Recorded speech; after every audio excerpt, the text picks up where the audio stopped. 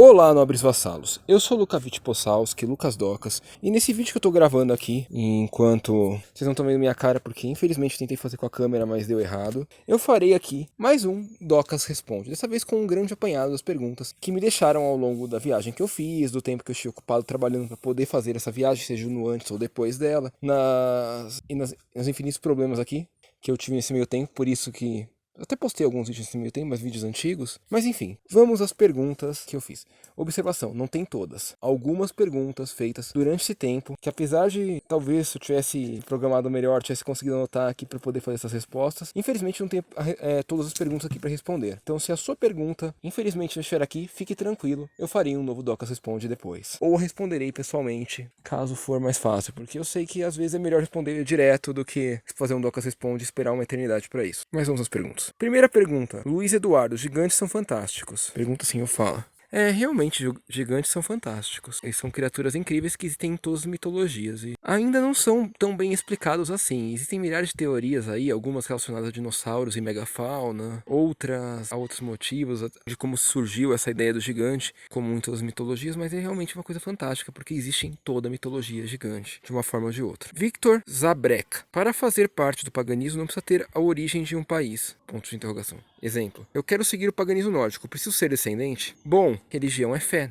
não é ancestralidade. Nós podemos e até temos a tendência de seguir aquilo que é ancestral nosso, mas religião é fé, é crença. Você pode seguir aquilo que você acredita, seja algo que tenha a ver com as suas origens ou não. Normalmente a gente procura o que tem a ver com as nossas origens porque tem mais a ver com a gente, porque a gente se sente melhor com isso. Mas se você se sentir melhor com outra religião e você realmente acreditar nela, pelo que eu vejo não tem nada que impeça. Jorge Guimarães. Queria saber como eram as caravelas e navios negreiros por dentro. Bom, então, isso foge um pouco do assunto, Jorge Guimarães, pois caravelas e navios negreiros vieram depois ao final da Idade Média, então. Mas eu vou responder mesmo assim, apesar de talvez não seja tão dentro do assunto. Desculpa as cabras e as ovelhas dos vizinhos, elas estão meio barulhentas hoje. Assim, eles eram navios de carga, navios grandes e por consequência com grandes porões para armazenar a carga que tinha neles. Seja uma carga humana, por mais antiético que isso seja, devemos considerar a realidade na hora de estudar a história, seja uma carga humana ou não. Ele era um navio de carga, então eles tinham grandes porões com carga. Existem vários mitos a respeito dos navios negreiros, que de forma de se livrar dos escravos, caso fossem pegos, coisas assim. Até agora, não existe nada que eu tenha encontrado que comprove que isso não seja apenas um mito. Mas enfim, eles eram apenas grandes navios de carga com grandes porões com diversos andares, cada porão, apenas isso. Adegildo Melo. Latinos de sangue italiano, espanhóis, portugueses, romenos e franceses todos se misturam muito, e latinos de cultura são os que falam e não precisam de ancestralidade latina. Na verdade, é assim, eu apenas tentei justificar o outro termo lá, porque os Estados Unidos vivem chamando de latino aqueles membros da América Espanhola, que na verdade eles não são descendentes de povos de origem latina em si, eles apenas falam espanhol, e por isso são chamados de latinos. Na verdade, hoje em dia muita gente já os chama de hispânico, nem mais de latinos os chamam, né? Mas como tinha virado moda na época, os chamavam de latinos. Existem latinos de cultura? Provavelmente. Existem latinos de sangue? Existem também. Mas é aquela coisa, cultura latina, os canadenses são latinos também, pelo menos os da parte de Quebec lá, do leste do Canadá. E boa parte dos Estados Unidos, apesar de não falar línguas latinas, tem origem cultural latina também. E não tô falando por causa dos hispânicos em si, mas por causa dos imigrantes italianos e os colonos de origem francesa que foram incorporados aos Estados Unidos. Eles são latinos também. É meramente uma distinção para poder falar. Quando eu fosse falar de latino aqui, a pessoa não ficasse entendendo,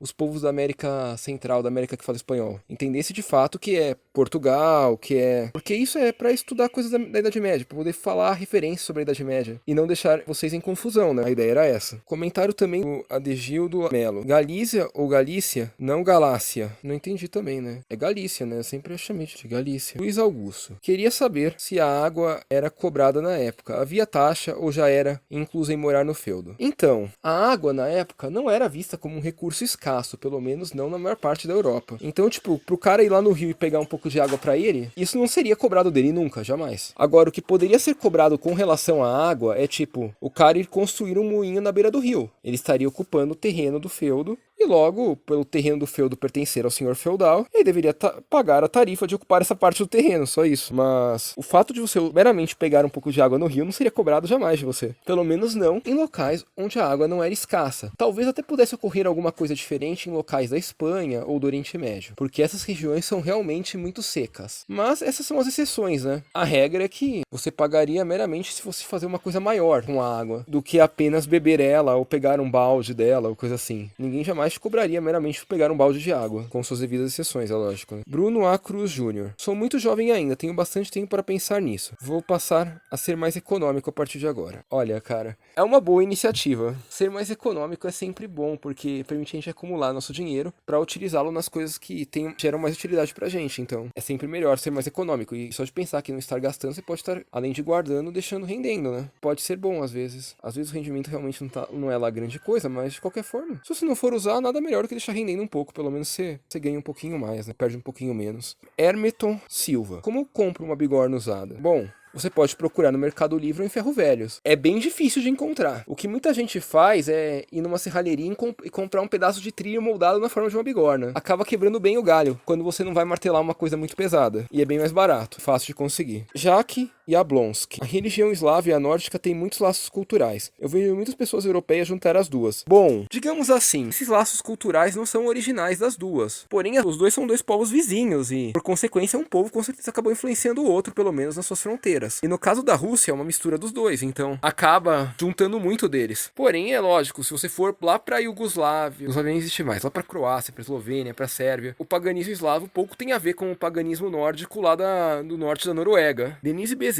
Faltou o castelo que tem em São José do Belmonte, Pernambuco. Ele é bem interessante. Então, eu não conheço esse castelo. Obrigado por falar, vou procurar sobre ele. Quem sabe poder falar de mais castelos brasileiros. Seria uma ideia legal. Amanda Fontes. Fala sobre a nobreza da sua família. Então, minha família é uma família nobre, porém uma família nobre do período anterior ao período cristão, povos eslavos. Então, a minha família era a família real da Croácia, porém era a família real da Croácia na época que os reis pagãos ainda reinavam por lá. Tanto que foi minha família que perdeu para os cristãos e houve a cristianização do local, né? Desde então, minha família provavelmente permaneceu escondida nas cinzas para poder sobreviver, porque ela era perseguida pela família Habsburgo. E depois de um tempo, ela simplesmente fugiu pro Brasil, né? Vanessa Rodrigues. Hoje, mesmo com condições, ainda a gente sem muita higiene. Aí ela falou também. Acho que muitos apelaram para ir no rio, enfrentando o frio para poder esfregar as costas na pedra. Mas também acho que tinha também os que tinham vergonha de serem vistos nus em público. Então, gente sem higiene tem em todas as épocas do mundo, em todos os povos e coisas assim. Existem povos com tendências mais anti-higiênicas do que outros, é verdade, não vou negar. Mas existe gente anti-higiênica em qualquer lugar do mundo, em qualquer tempo. No caso, não era tanto a vergonha de ser visto sem roupa, mesmo porque era possível tomar um banho numa grande tina dentro de casa, ou nos banhos coletivos. Mas realmente no frio é complicado, porque é difícil esquentar a água lá na Europa, no frio. Você até consegue, mas grande quantidade vai acabar esfriando muito rápido, se você não manter um ambiente muito bem aquecido com muitas lareiras e bem fechado e coisa assim. Então, lá era muito difícil o banho no frio por causa da temperatura mesmo. Alguns lugares lá faziam temperaturas negativas, muito baixas. E no caso, o banho no rio é uma coisa meio... Você mora perto do rio, você até pode fazer isso, mas se você mora muito longe dele, as pessoas não iam até o rio só para tomar banho. As pessoas tinham outras formas de tomar banho mais fáceis do que ir até o rio. Adalto Leopoldo. Os holandeses têm uma língua com dialetos derivados do neerlandês, que por sinal é o nome original da língua. Sim, eles têm. E são uma língua de origem germânica, apesar de suas influências celtas e de outros povos, né? Eu acho que até não tem tanta, né? Mas outro dia eu tava vendo que parece que tem sim alguma coisa.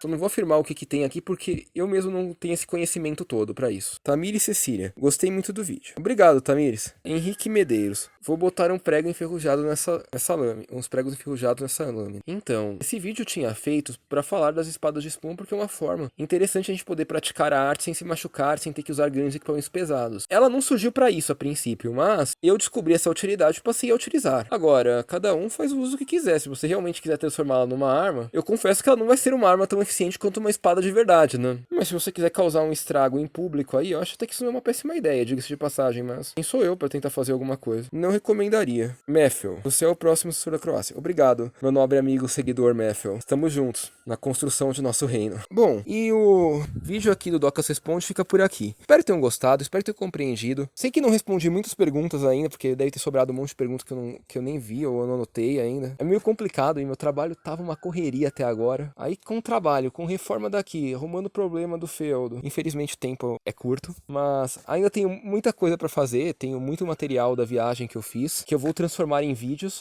muito legais pra todos vocês verem, poderem curtir. E eu acho que é isso, nobres vassalos. Obrigado por terem visto, espero que tenham gostado e like se gostou. Falou!